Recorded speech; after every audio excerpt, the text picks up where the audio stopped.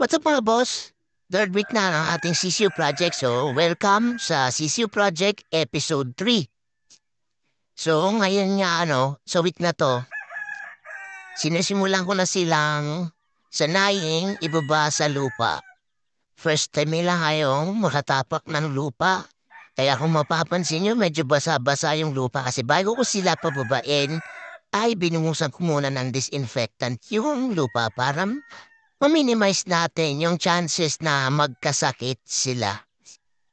Maaga akong nagbababa ng CCU, lalo na ngayon na mainit ang panahon kasi dumadalas yung kanilang pag-feather picking.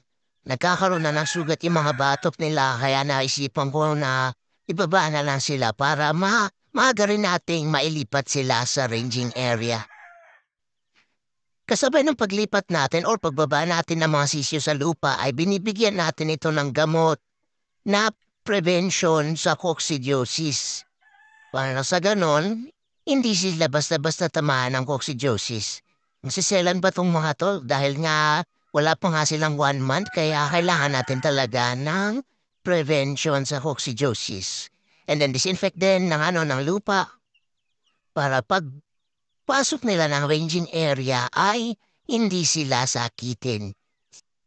Hindi pa sila permanente dito sa pen na to dahil mamaya bago magdilim ipabalik din natin sila sa brooder. Ulitin lang natin tong proseso na to ng mga 3 araw pa.